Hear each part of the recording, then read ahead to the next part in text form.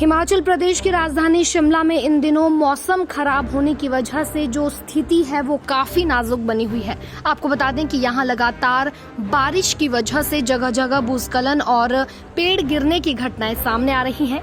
ऐसे में शिमला के mayor Surendra Chauhan ground zero पर जाकर खुद प्रभावित क्षेत्रों का दौरा कर रहे हैं और नुकसान का जायजा ले रहे हैं। आपको बता दें कि सुरेंद्र चौहान के पास इन दिनों दफ्तर आने का भी वक्त नहीं है। तस्वीरों में आप साफ देख सकते हैं कि कैसे सुरेंद्र चौहान ग्राउंड जीरो पर प्रभावितों से मिल रहे हैं और साथ साथ दफ्तर के काम भी निपटा रहे हैं। शिमला नगर निगम के मेयर सुरेंद्र चौहान सड़क पर बैठकर ही फाइल साइन कर रहे हैं।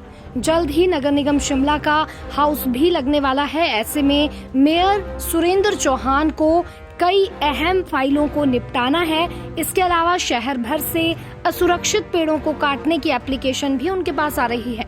मेयर के पास दफ्तर जाने का वक्त तो है नहीं, ऐसे में वह ग्राउंड जीरो पर ही फाइल मंगवा कर उन्हें निपटा रहे हैं।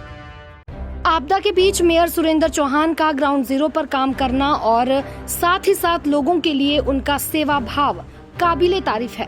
हर कोई महापौर सुरेंद्र चौहान के इस दिलचस्प अंदाज की तारीफ कर रहा है। जो तरीका उन्होंने ये ढूंढ निकाला है उसकी हर कोई सराहना कर रहा है। वहीं महापौर अधिकारियों के साथ शनान में बीते दिन हुए लैंडस्लाइड का जायजा लेने पहुंचे। उन्होंने कहा कि यहाँ सैकड़ों पेड़ बहकर नीचे आ गए हैं, जिन्हें हटाने का काम किया जा रहा है। वहीं उन्होंने कहा कि शहर में ड्रेनेज सिस्टम ठीक नहीं है, जिस वजह से लैंडस्लाइड हो रहे हैं। इस दिशा में काम किया जाएगा।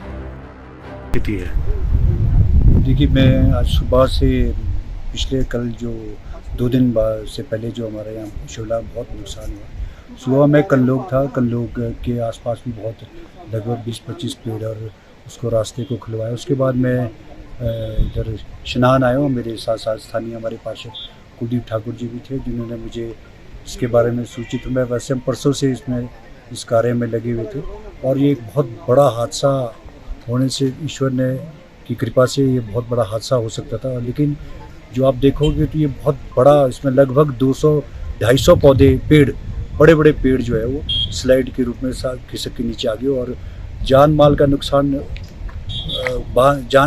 नहीं हुआ। लेकिन जितना बड़ा हादसा हो रहा था ये उसे मतलब ईश्वर की कृपा से बच गए। लेकिन ये उसको देख करके बहुत भयानक स्थिति थी जहाँ पे देखे, क्योंकि जो मेन रोड आप नवभार के पास जाएंगे तो वहाँ मैंने इस चीज़ को पाया कि दुर्गा गैस एजेंसी से लेकर नवभार तक और जाखू से लेकर रामचंद्र चौक से तक का जो पानी है वो सारा पानी इस नवभार से इस स्नान की तरफ डाइवर्ट हो गया था, जिससे बहुत बड़ा हादसा होने से बचा। लेकिन सैकड़ों पेड़ इसमें चले गए हैं और ये बड़ी इसमें लोगों का बाल बच गए, भगवान की ऐसी कृपा रही। लेकिन हम इसमें आज मेरे साथ हमारे नगर निगम के अधिकारी भी, कमिश्नर साहब भी खुद इस विजिट पे आए हैं और इसको हम जल्द से जल्द सबसे पहले हमारी प्राथमिकता ये रहेगी कि पेड़ों का कटान, पेड़ों से जो रास्ता बंद हुआ हो उसको पहले निकालना है। उसके बाद मशीन के माध्यम से हम उस रास्ते को खुलवाने की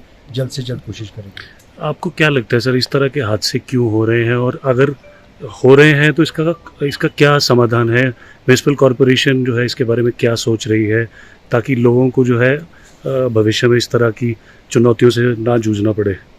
देखिए, जो अगर वास्तविकता मैं बताऊं तो शिमला अंग्रेजों ने बसाया था तो यहाँ लगभग 25-30 हज़ार लोगों की आबादी थी। उसके लिए बसाया गया था। लेकिन आज 2 लाख से ऊपर की आबादी शिमला में हो चुकी है और सबसे बड़ा कारण इसमें है कि हमारे ड्रेनेज सिस्टम नहीं है। जो अंग्रेज़ों के समय में ड्रेनेज सिस्टम था और उसके नालों की निकासी थी, ड्रेनेज नालों का पत्थर के नाले बनाए जाते, सिंगल पत्थर की चुनाई पे उसका पानी की जो ग्राउंड लेवल ऑफ वाटर था वो ज़मीन तक नीचे तक जाता था।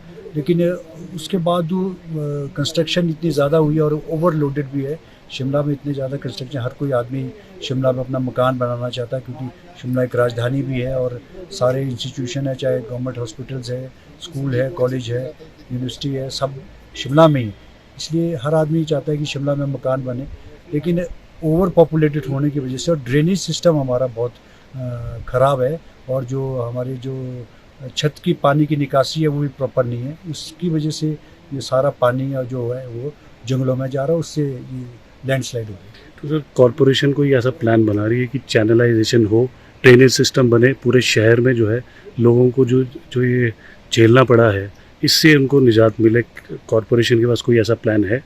बिल्कुल, मैं हम जो हमारा अभी नगर निगम का हाउस आ रहा है 29 तारीख को, हम इसमें विस्तृत चर्चा भी करेंगे। माननीय मुख्यमंत्री जी इसमें स्वयं संज्ञान ले रहे हैं, इनकी इसके मामले में 2 से 3 मीटिंग्स हो चुकी है और ज़ूलॉजिकल रिपोर्ट्स और किस तरह का स्टेटा है यहाँ पे, कहाँ पर हमारे को क्या स्ट्रक्चर डिज़ाइन होना चाहिए, किस तरह का हमारे को ड्रेनेज सिस्टम कैसा बनाना है, उस पर गंभीर चर्चा की जा रही है। और आने वाले समय में आप देखेंगे कि हम इसमें पानी की निकासी और नालों का चैनलाइजेशन सबसे बड़ी प्राथमिकता रहेगी। जी जी, ये जो स्पेसिफिकली आप वार्ड्स में जा रहे हैं, जैसे ये शनान है और सांगटी वार्ड है, यहाँ पे कोई जैसे जब आप ये असेसमेंट करते हैं नुकसान का, क्या इसके लिए कोई राशि आप निर्धारित करते हैं कि कितना खर्चा होगा या कितना पैसा देना है और कितना वो, उसका क्या प्रक्रिया रहती है सर? देखिए, मेरे साथ आज हमारे साथ कमिश्नर साहब भी आए हैं और मेरे B&R के हमारे एक्शन है राजेश ठाकुर जी और भूपेंद्र अत्री जी कमिश्नर है, मेरे स्थानीय पार्षद भी है।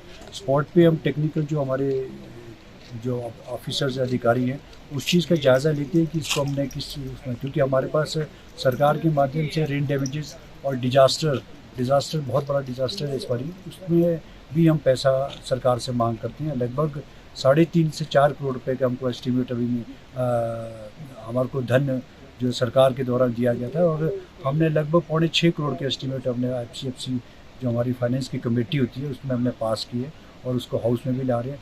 और इसके साथ ही साथ कि हम जो भी एक्स्ट्रा जो एस्टिमेट्स हैं हमारे लगभग अराउंड 50 करोड़ के हमने एस्टिमेट्स हमने बना रखे हैं, जो उनको आज सिस्टमेटिकली आस्ते आस्ते हम हाउस के माध्यम से भी और जहाँ जहाँ हर वार्ड में जहाँ जहाँ ज़्यादा नुकसान हुआ है उस हिसाब से हम उसको टेंडर भी करते रहेंगे।